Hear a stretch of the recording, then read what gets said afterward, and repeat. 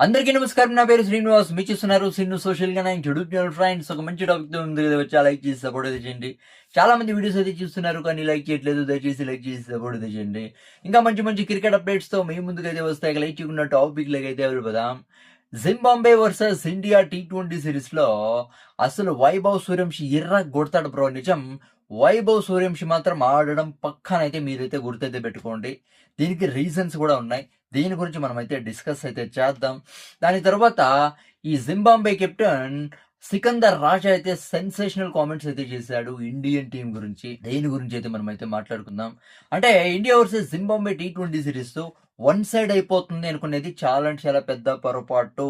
Indian team ఈ T20 సిరీస్లో ఎంత పర్ఫార్మెన్స్ అయితే ఇస్తుందో, జింబాబ్వే టీం కూడా ఇండియాకి ఈక్వల్ పర్ఫార్మెన్స్ అయితే ఇస్తోంది.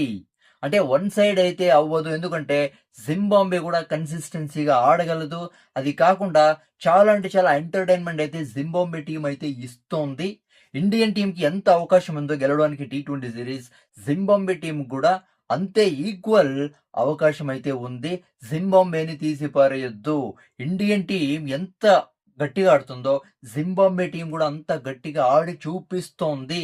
ఈక్వల్ ఛాన్సెస్ అయితే ఉన్నాయి ఇండియాకి జింబాబ్వేకి టీ20 సిరీస్ గెలవడానికనైతే సికందర్ రాజా సెన్సేషనల్ కామెంట్స్ అయితే చేశాడు. మనం గుర్తుపెట్టుకోవాల్సింది ఏమంటే, ఆల్రెడీ ఇండియా ఐర్లాండ్తో టీ20 సిరీస్ అయితే ఓడిపోయింది.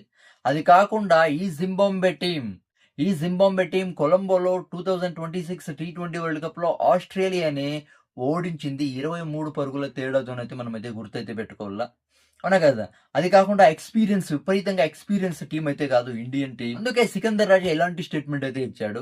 ఇప్పుడు సికందర్ రాజా అంటే ఇండియాని అవమానించేసినాడు అనే తర ఏం లేదు. అంటే వాళ్ళ టీం కాబట్టి వాళ్ళ టీం గురించి పాజిటివ్‌గా అయితే మాట్లాడుకున్నాడు. నిజంగా సికందర్ రాజా చాలా అంటే చాలా బాగా అయితే మాట్లాడాడు. ఇక వైభవ్ సూర్యవంశి విషయానికొస్తే, వైభవ్ సూర్యవంశి ఈ సిరీస్‌లో చాలా అంటే చాలా బాగా ఆడతాడు. ఎందుకంటే జింబాబ్వేలో చాలా అంటే చాలా మంచి ట్రాక్ రికార్డ్స్ అయితే ఉన్నాయి. వైభవ్ సూర్యవంశికి ఆల్రెడీ అండర్-19 వరల్డ్ కప్‌లో జింబాబ్వేలో కూడా ఆడాడు. నిజంగా అండర్-19 వరల్డ్ కప్‌లో అసలు నెక్స్ట్ లెవెల్ ఇన్నింగ్స్ అయితే ఆడాడు. 75 కొట్టాడు కదా Vaibhav Suryavanshi. Next level performance అయితే ఇచ్చాడు. అది కాకుండా ఈ జింబాబ్వేలో చాలా మంచి రికార్డ్స్ అయితే ఉన్నాయి. 7 ఇన్నింగ్స్‌లు అయితే ఆడాడు జింబాబ్వేలో ఇప్పటివరకు. ఆ 7 ఇన్నింగ్స్‌ల్లో 400 అండ్ చేంజ్ రన్స్ అయితే కొట్టాడు. 170 స్ట్రైక్ రేట్‌తో అయితే బ్యాటింగ్ అయితే ఆడాడు. ఇక్కడ జింబాబ్వేలో అండర్-19 వరల్డ్ కప్‌లో ఇక్కడ వైభవ్ సూర్యవంశి అయితే ఫెయిల్ అయితే అవ్వలేదు. చాలా మంచి రికార్డ్స్ అయితే ఉన్నాయి. ఇప్పుడు ఇండియా వర్సెస్ జింబాబ్వే టీ20 సిరీస్‌లో కూడా వైభవ్ సూర్యవంశి అదరగొడతాడు. ఫెయిల్ అయితే అవ్వడు.